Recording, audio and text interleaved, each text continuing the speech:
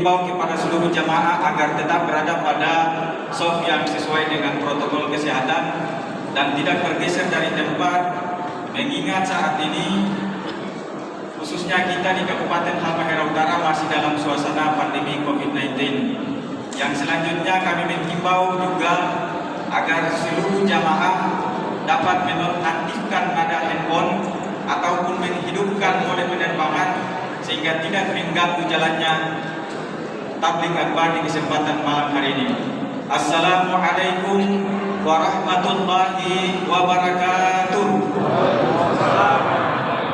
Alhamdulillahi rabbil alamin wa bihi nasta'inu ala umuri dunya waddin. Asyhadu an la ilaha illallah wahdahu la syarika lah wa asyhadu anna sayyidana wa nabiyyana Muhammadan abduhu wa rasul. Allahumma shalli ala sayyidina Muhammadin wa ala ali sayyidina Muhammad. Yang kami hormati dan kami muliakan Al-Mukarram Al-Ustaz Profesor Dr. Haji Abdul Somad LC.MA, serta yang kami hormati pula Al-Habib Said Rifki Al-Habib beserta rombongan.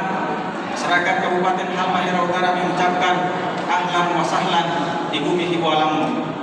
Yang kami hormati Wakil Bupati Kabupaten Halmahera Utara, yang kami sapa Bapak Mukhlis Tapi Sarjana Agama.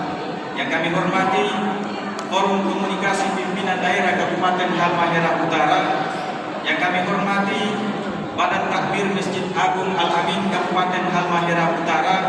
Yang kami hormati Panitia Pelaksana Zikir Doa dan Tabligh Akbar Kabupaten Halmahera Utara. Yang kami hormati Imam Masjid Kecamatan Tobelo Utara, Kau dan Malifut yang berkesempatan hadir yang kami hormati.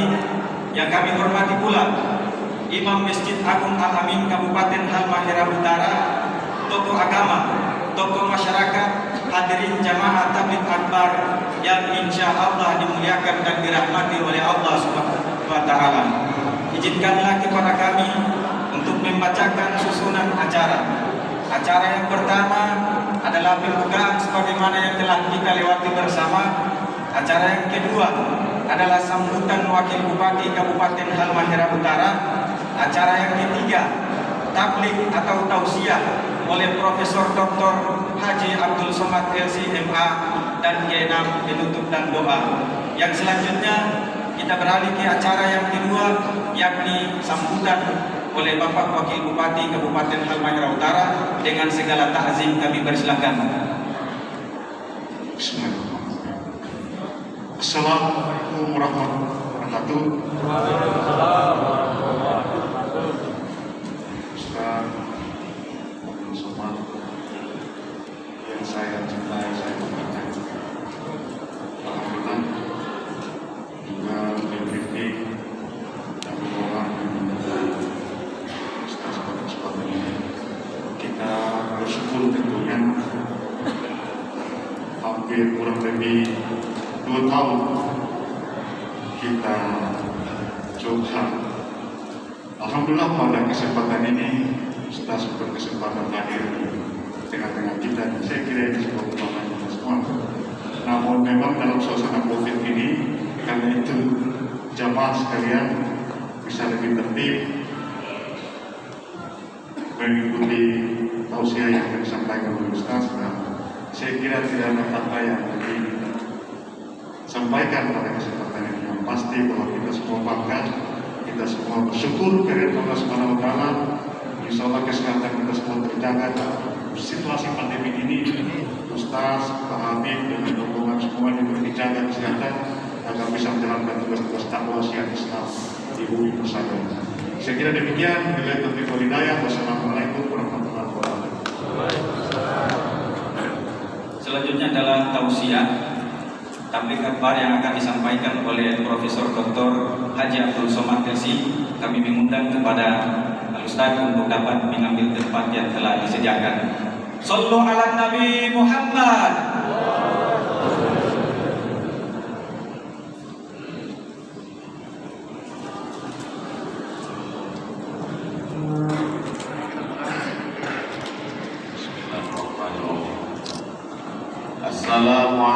warahmatullahi wabarakatuh.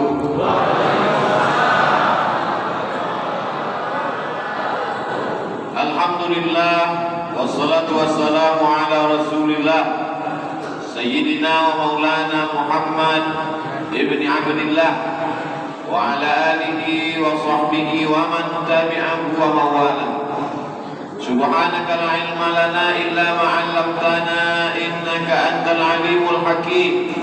Rabbi shrah li sadri wa yassir li amri wahlul 'uqdatam min lisani yafqahu qawli.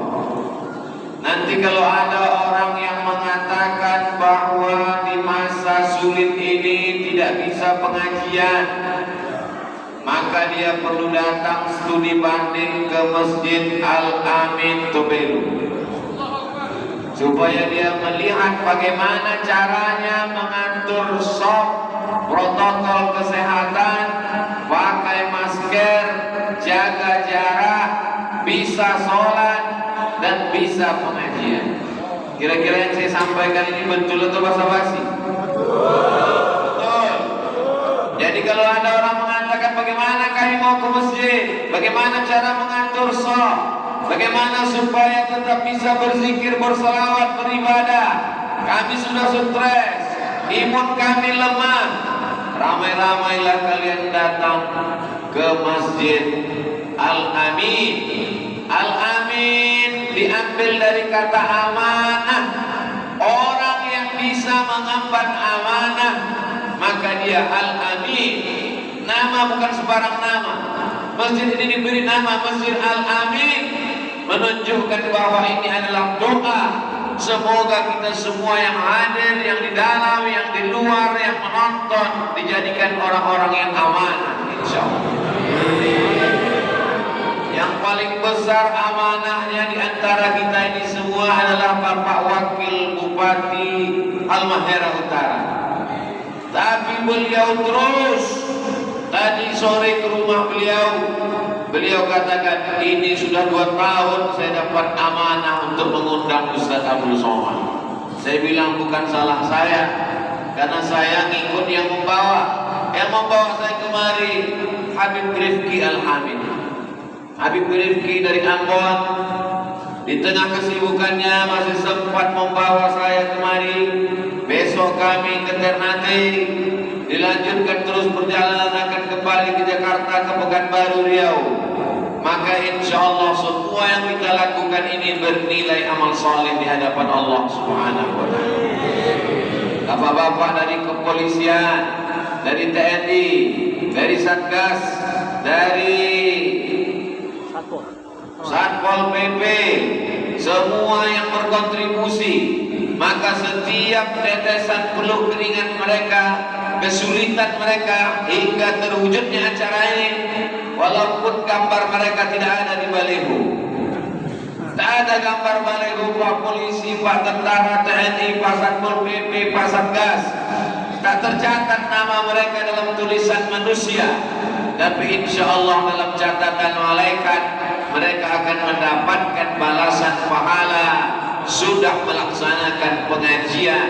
Berapa banyak ibu-ibu, bapak-bapak bisa ikut mendapatkan rahmat, turunnya barokah, turunnya rahmat, turunnya sayap-sayap malaikat. Begitu kata Nabi sallallahu alaihi wasallam, majtama'a qaumun fi baitin min buyutillah, sekelompok orang berkumpul di rumah Allah, yatsuna kitab Allah, yang dibahasnya, dikajinya tidak ada lain, yang dia bahas hanyalah kitab Allah, hadis Rasulullah, fatwa para ulama. Nazalat alaihimus sakinah, turun ketenangan ke dalam hatinya. Makanya nanti kalau ada yang tertidur, biarkan aja, berarti dia sedang tenang. Wasyiat bihimur rahmah, mereka diliputi rahmat.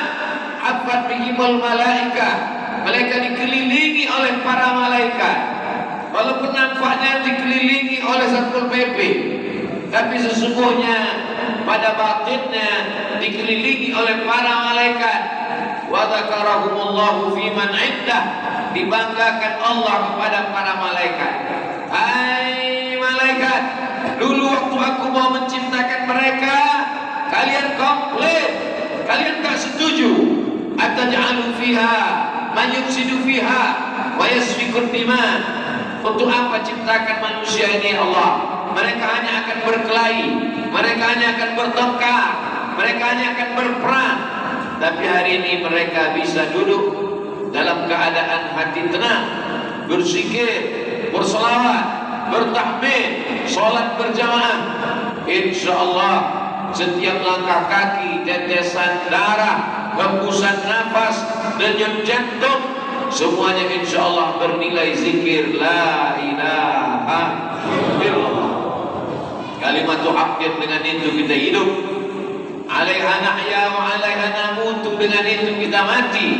Wa biha nub'atsu, dengan itu juga nanti kita akan dibangkitkan di hadapan Allah Subhanahu wa taala. Al-Amin, amanah. Kalau yang memberi gelar Al-Amin itu Allah, biasa. Kalau yang memberi gelar Al-Amin itu malaikat Jibril, biasa. Tapi yang memberi gelar Al-Amin itu adalah orang kafir musyrik Makkah yang tidak menyembah Allah, yang ucapannya kasar, orang yang peminum khamar, berzina, menggelar dia Al-Amin. Kalau ada ustaz menggelar muridnya Al-Amin, biasa, murid dia. Kalau ada kiai menggelar santrinya ini Al-Amin, biasa. Tapi kalau musuh, pembenci menggelar Al-Amin, maka ini luar biasa. Abu Jahal, Abu Lahab, Abu Sufyan sebelum masuk Islam, orang kafir musyrik Makkah, memberi gelar dia Al-Amin. Dia adalah Sayyidina wa Maulana Muhammad sallallahu alaihi wasallam. Makanya dalam Islam tidak boleh menjual kornea mata. Saya jual kornea mata saya ini harganya sekian puluh juta, buah pinggang 100 juta, tangkai jantung, tidak boleh. Kenapa? Karena ini bukan punya kita, ini adalah amanah yang dititipkan kepada kita.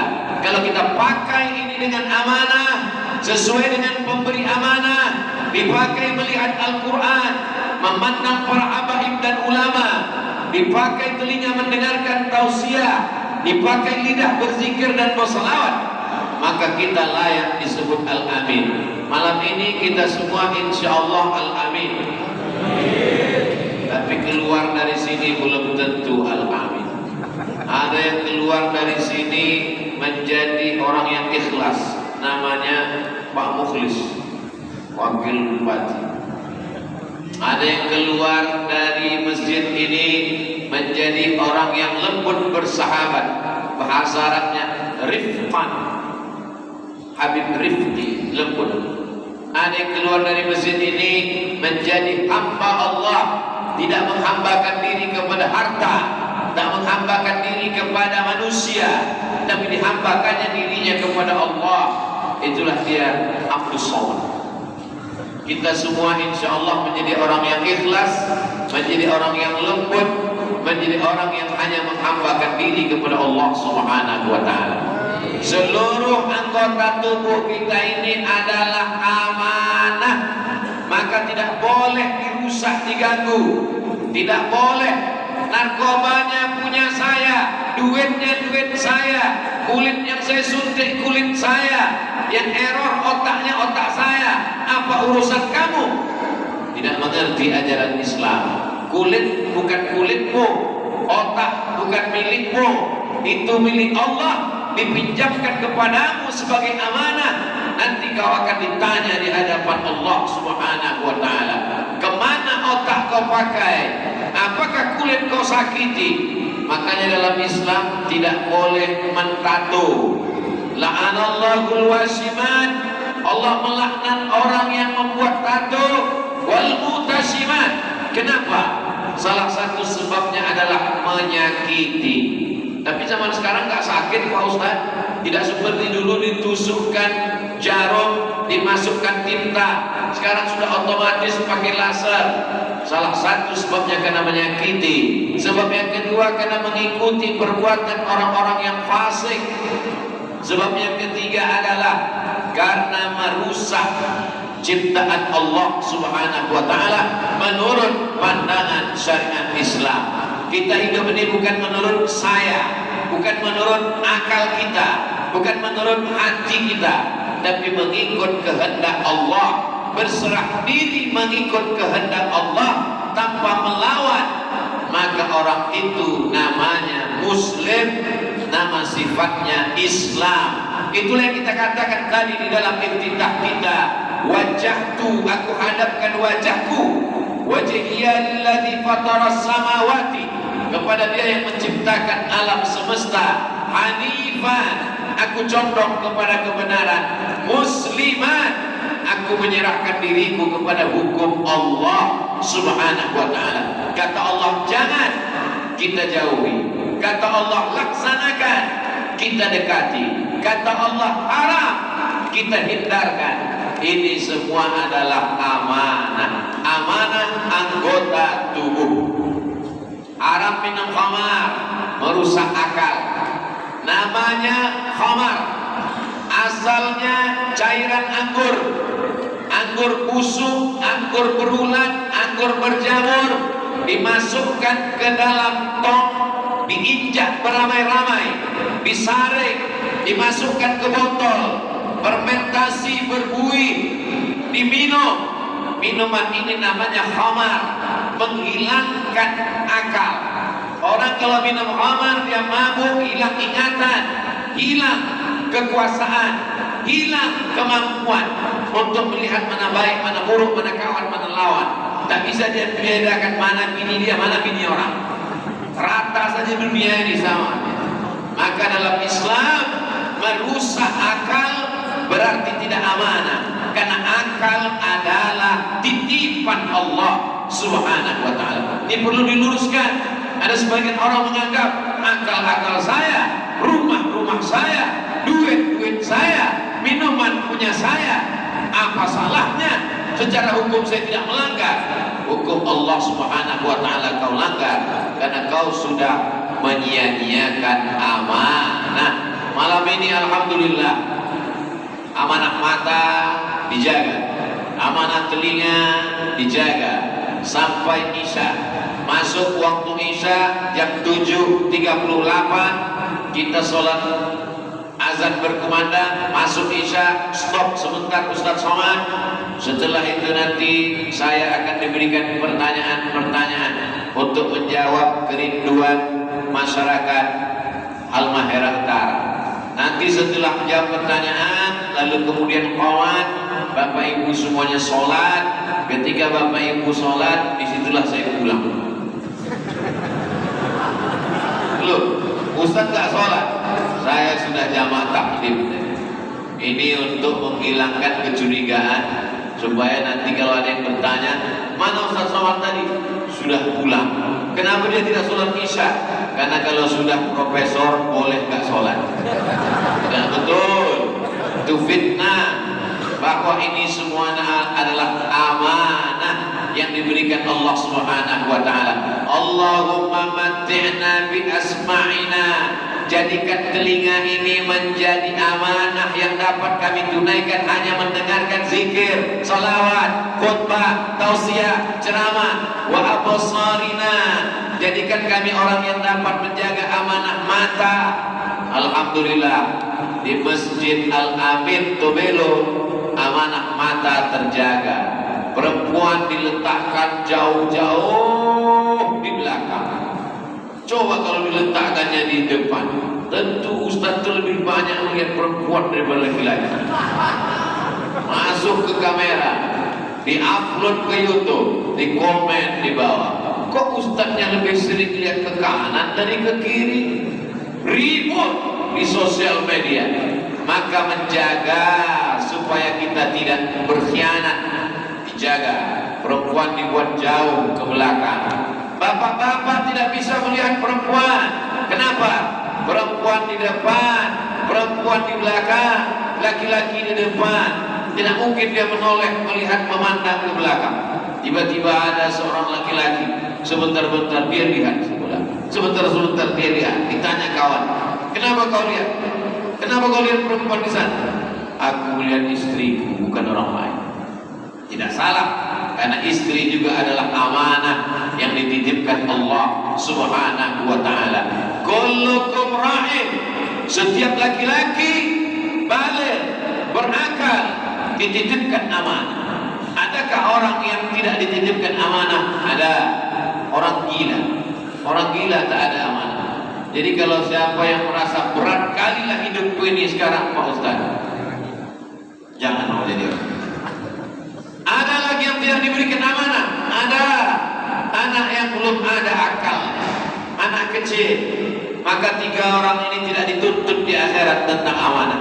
Anin naim hatta yastayqiz, orang tidur sampai bangun tidur. Anis sabi hatta yahtalim, anak kecil sampai akil balik. Anil naim hatta yafiq, anil naim hatta yastayqiz, orang tidur sampai bangun. Anis sabi hatta yahtalim, anak kecil sampai akil balik. Anil naim anil majnun hatta yafiq, orang gila sampai sembuh dari gila. Anak kecil, orang tidur, orang gila, tak ada amanah karena akalnya tak sempurna. Siapa yang wajib sholat? Baligh, berakal. Siapa yang wajib puasa? Baligh, berakal. Siapa yang wajib haji? Baligh, berakal, mampu dan aman. Begitu hebatnya Islam menjaga akal. Maka amanah akal ini mesti kita jaga sampai hari ini. Alhamdulillah, anak-anak, istri, kerabat, sahabat, tetangga saling menjaga akal. Jangan sampai akal kita ini dirusak oleh yang merusak akal. Dulu yang merusak akal cuma khamar saja. Sekarang datang khamar, datang sabu-sabu, datang opium, datang narkoba, datang macam-macam namanya. Dulu hanya barang-barang yang tumbuh dari tanaman. Tanaman ganja, ada lagi namanya tanaman kejubu. Kalau dimakan buahnya bergoyang semua dunia ini. Pernah Ustaz? Tidak, kata orang yang pernah. Tapi dalam Islam, apapun yang menghilangkan ingatan, yang merusak akal pikiran, induk dari segala dosa adalah yang merusak akal. Tiba-tiba di zaman Bani Israel dulu ada 3 dosa yang dipilihkan kepada dia. Ditangkap, ketika ditangkap dipaksa melakukan perbuatan dosa. Yang pertama, bunuh anak kecil ini. Yang kedua, berzina dengan perempuan ini. Yang ketiga, minum khamar ini. Lama dia berpikir, membunuh hukumannya adalah hukuman mati. An-nafsu bin nafsi, siapa yang membunuh nyawanya mesti melayang, dosa besar. Berzina, dosa besar. La taqrabuz zina, jangan dekati zina. Siapa yang berzina dilempar batu sampai mati kalau sudah menikah. Kalau belum menikah dicampur 100 kali. Maka dia sangka membunuh dosa besar, berzina dosa besar. Dia pikir-pikir, kalau begitu yang paling ringan adalah minum khamar.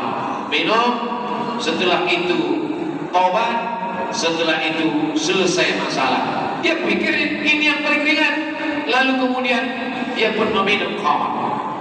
Setelah dia minum khamar, apa yang terjadi?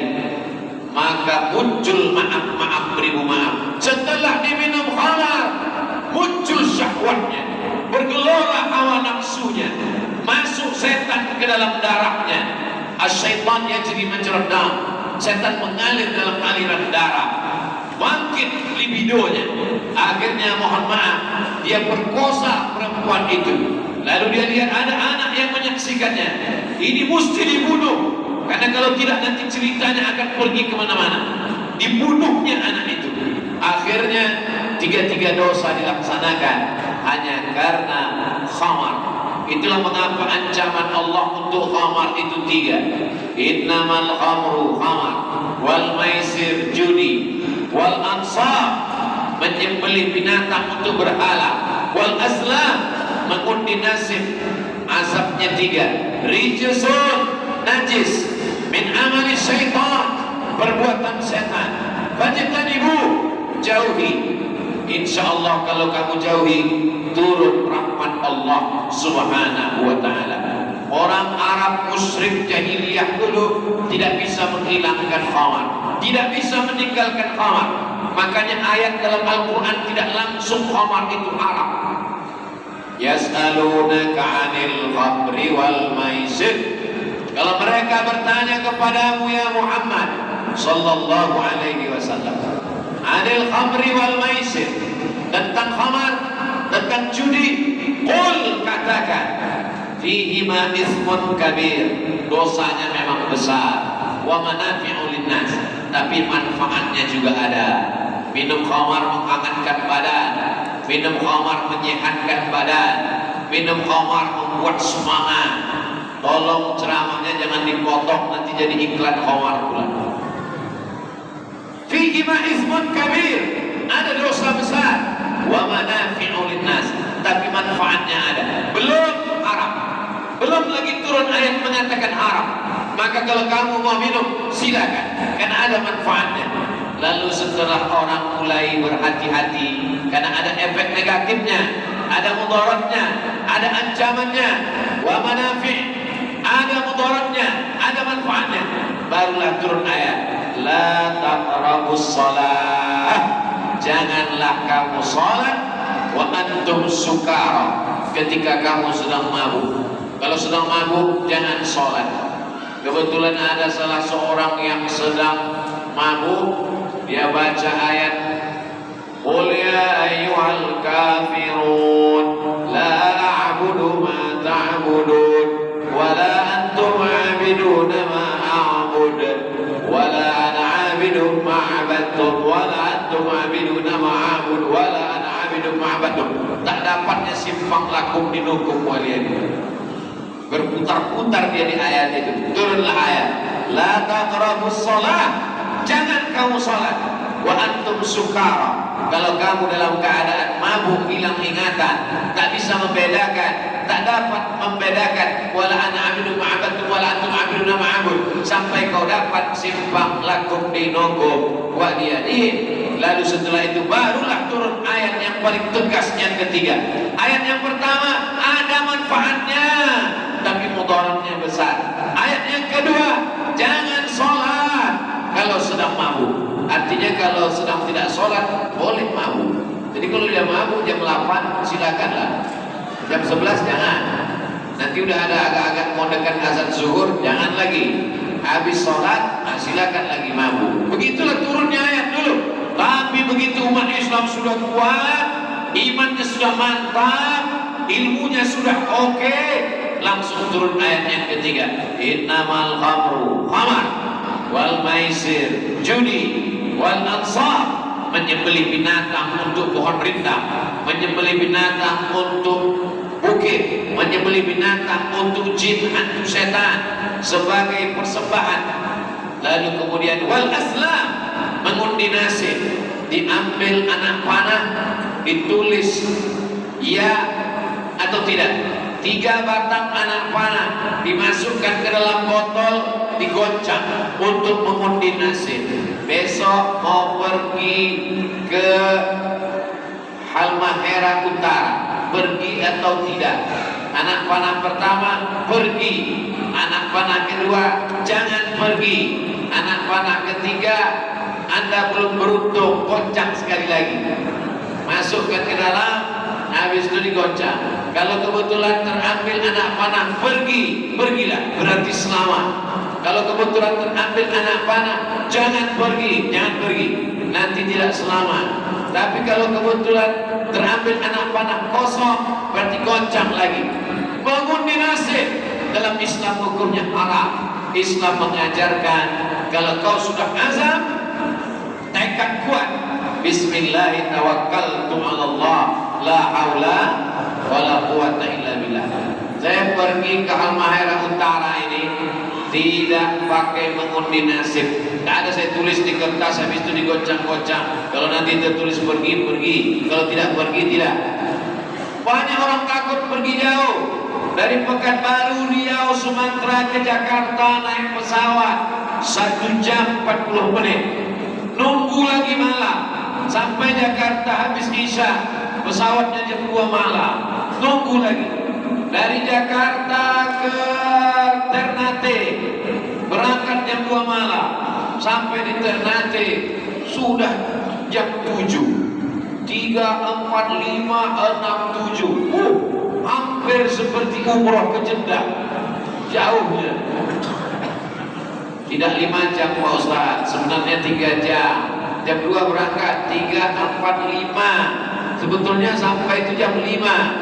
Kenapa bisa jam 7? Ternyata matahari lebih dulu terbit 2 jam daripada di kampung saya.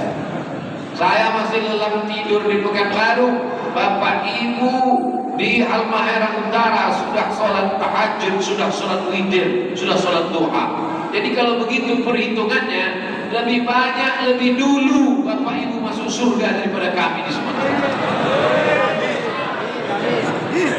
Karena begitu, 2 jam sebelumnya. Jadi nanti ketika orang Sumatera masuk ke surga, lalu kemudian dia terkejut. Kenapa? Ditengoknya orang Halmahera Utara sudah masuk 2 jam sebelumnya. Amin. Yang saya, walaupun datang dari Sumatera, maka insya Allah dimasukkan dalam kloter Halmahera Utara. Somat karena udah ceramah ke sana, didoakan mereka masuk. Terserahlah, mau masuk duluan masuk belakangan, asal jangan transit di neraka jahanam. Bapak amin. Bapak Ibu yang dimuliakan Allah Subhanahu wa taala. Tapi syaratnya jaga amanah. Amanah akal sudah dijaga. Amanah mata sudah. Ini amanah yang ada dalam diri kita. Kepala, mata, telinga, lidah. Jangan caci maki, jangan sumpah serapah. Makanya malam ini disebut Halmahera Utara berzikir. Subhanallah, zikir. Alhamdulillah, zikir. Allahu Akbar, zikir. La haula wala quwata illa billah, zikir. Subhanallah walhamdulillah.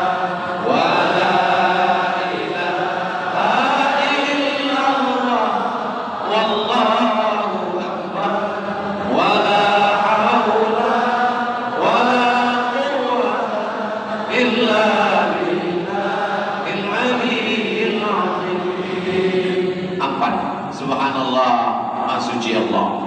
Alhamdulillah, segala puji hanya punya Allah. Allahu Akbar, hanya Allah yang besar. Kalau dipahami zikir ini dengan baik, kita tidak gila hormat. Alhamdulillah, yang layak dipuji hanya Allah saja. Ini orang semakin tinggi sekolahnya, semakin lama jadi ustadz, semakin banyak jamaahnya, dia nanti bisa gila hormat.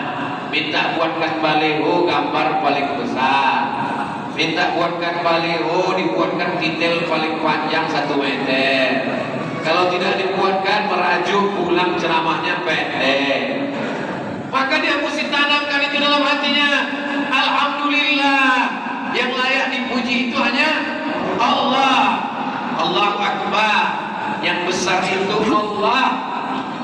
Yang besar itu Allah. Manusia ini kalau terlalu lama merasa dirinya besar, masuk ke dalam masjid, menyambut baleho Abdul Somad besar, sampai ke dalam masjid, dikasih kursi, dikasih meja, dikasih minuman 2 botol, dikasih cuci tangan hand sanitizer, dikasih tisu, mikrofon.